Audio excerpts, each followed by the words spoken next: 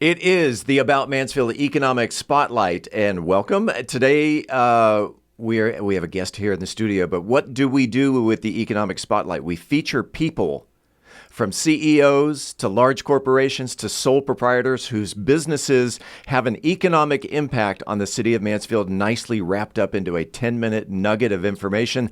We want to thank our sponsor, the Mansfield Economic Development Corporation. Today, we are talking with a sole proprietor, Tracy Keltner. She's the owner of Urban Potluck Sales. Tracy, welcome to the Economic Spotlight. Steve, thank you for having me. First of all, I have to ask you, before we get into estate sales, why?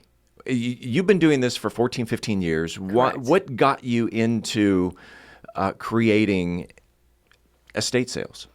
Well, my oldest is now almost 27 years old. And when he was still, probably less than 2, I was a stay-at-home mom, but I never had ever envisioned myself as being just a stay-at-home mom. And I asked my husband, I was like, well, what can I do and still stay home with our children? And back then, eBay was in its infancy, and I became an eBay seller.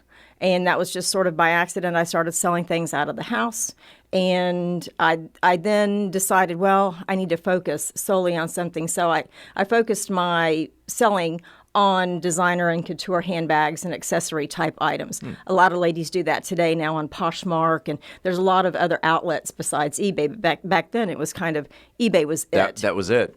That was it. And so I wound up going to garage sales with my kid in hand, and I eventually wound up having a lady that would shop for me to source items to sell on eBay. And I did that for actually a great many years. And then one day I had a friend of mine whose husband worked for the SEC, who they would seize property on behalf of defrauded victims. And they called and said, hey, we heard you sell stuff on eBay. We got some stuff to sell. And so that sort of just took me to another level. And then I had a lady from our church. We go to church at St. John, and she called and said, hey, we're moving. I heard you do estate sales. And I said, okay. Huh. I was like, today I do an estate sale. I do estate sales. That's right. And next thing you know, you're doing estate sales. And so, it started out, I would do a sale about every 3 months. And then it wound up that we just, started to build up business, and people got to know us. And my first 2 girls that started working with me, one of whom is your neighbor, Sure. Still work with me. So we have a lot of fun, and we work really hard. It's a very physical business, but we have been together for 14, 15 years, somewhere in there, and we love doing estate sales. We are going to talk about your employees here in a bit. Do you call them employees or workers or associates? No, girls that work for me, and guys that work for me, because they choose how they spend their day. All right. We're going to we'll get into them in just a second. I have been to not only your estate sales, I've been to estate sales. I love estate sales. I see a sign. It's like, oh, quick right turn, and there I am. Yes. For the most part, I'm gathering that those who have an estate sale is usually due to a death in the family. But who else has estate sales? I think a misconception is that it's always due to a death. We have people that walk in and will immediately ask, like, did they die? And it's like, it probably maybe in 25 to 35% of the time, is it because someone has actually passed away? So it's that low? It is that low, yeah. Wow. But it's basically anyone that wants to empty a home. So whether it's you're moving, you're downsizing, you've gotten divorced, you've gotten remarried, and you're merging 2 households, anyone that needs to empty a home, it is the easiest way for a family to empty a home in preparation for the sale or transfer of ownership of the home. To declutter. To declutter on a grand scale. On a grand scale. Because now tell the audience the difference between an estate sale and your everyday garage sale. I think that a lot of people think that an estate sale is just your collections, your fine art, your china, but a lot of it, at least how we do it, encompasses everything in the home. I tell people that one of the first things I tell them is to don't throw anything away. Yeah. We want them to keep everything. And when I say everything, I mean everything. We want them to keep the cleaners that are below the bathroom cabinet. We want them to keep their clothing. I get asked a lot if clothes sell. They do. We want them to keep books. And so a lot of the products that we sell in an estate sale are what you would consider normal estate sale worthy items, but also too, it's all the stuff that you might stick in a garage sale, little bitty things. And some things are more popular than others, obviously, but we will try to attempt to sell everything. Some things make people scratch their head, but I go, just leave it. If it's yucky, we'll throw it away for you, but if it's not, we're going to try and sell it. Two-part question here then. What is the what would you say is the most popular item that people are looking for, and what is the weirdest thing you've ever sold? Wow. So the most popular item, that's kind of tough to say. We'll have houses that are specifically antique, houses that are specifically very current furnishings, so, furniture you might buy today. We'll have, we'll kind of have the sort of old school collectible type house, and then we'll have designer houses that are full of name brands, designer items, designer handbags and clothing. And so I can't say that there's any one thing that is specifically more popular than anything else. We just try to highlight it to the best of our ability. But people will come in collecting. We'll have crafters, we'll have quilters, we'll have guys who want fishing lures, we'll have guys that want hunting. Or albums. Or albums, or old vinyl albums. They're big, they're hot, and people love those. And so I think that for my clients, something that might disgruntle some of my shoppers is that we will look and individually price each album, unless they're kind of generic, okay, which is a big deal. But it helps to make more money on behalf of the client. And the collectors, I think, at some point have come to respect us for kind of knowing what we're doing, as opposed to just going, everything's a buck, which the shoppers would love. Baseball cards. Okay. I would assume, are they hot sellers? The baseball card collectors are numerous. I can't say that unless you've had your cards graded by a professional. Gotcha. The value is not there, in that we're not going to take the time and the money to have it graded on behalf of a client. Let's get back then to the weirdest thing you've ever sold. Wow. Well, some of those things I can't say. Uh-oh. Not that I've sold, but I mean, and this is bad, but it doesn't happen a lot. But we'll get like magazines that aren't necessarily family friendly, but I box them up to where not all eyes can see, and it sells. And I don't question; it doesn't matter to me. I think sometimes we find things in houses that we don't sell, that we choose not to sell, and two things. Well, we found it twice, and it's just evidence of indiscretion on the part of one of the partners.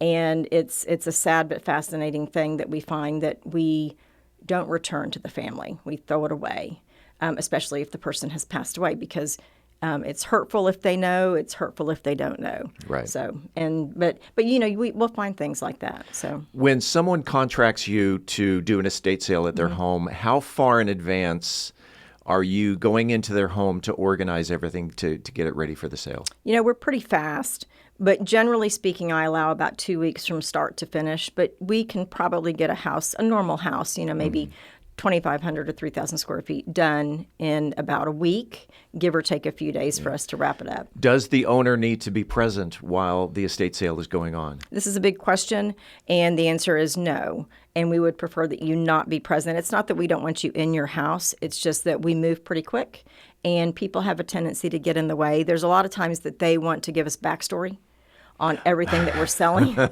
And I appreciate that, and they love and cherish their things, but the backstory we don't necessarily need, because there's a good chance we've seen it before. Talk about your employees, because as you mentioned, there's longevity in your employees. Sure. How do you take care of your employees so that they do work for you 14, 15 years? All the women that work with me, and then there are some guys that work with me as well, but for the most part, we're a bunch of women doing these estate sales, and we have a lot of fun. I ask them if they have time to work with me, as opposed to, I don't hire, in fact, I don't think I've ever hired maybe one person that has come up to me asking for work. And that it may discourage some, because a lot of people think it's a lot of fun, but it's a lot of hard work. And we are literally in people's private spaces and their underwear drawers. And so I have to have complete trust and transparency with my clients as well as with the girls that choose to spend their time with me on a daily basis. But I think for the most part, my one thing that I want people to know is that we're a lot of fun. The girls that work with me are a lot of fun. If you want to work with me, you better be a lot of fun. But also, too, we're in some gross stuff. So yeah. Actually, two of your employees are my neighbors, and that they have nothing but great things to say about the Urban Potluck Sales. Well, and I think that's fabulous. And I don't want to say that we're in gross up, but we're in dirty sometimes, and a lot of people have a hard time. Requires gloves. Right. Yes. Yes.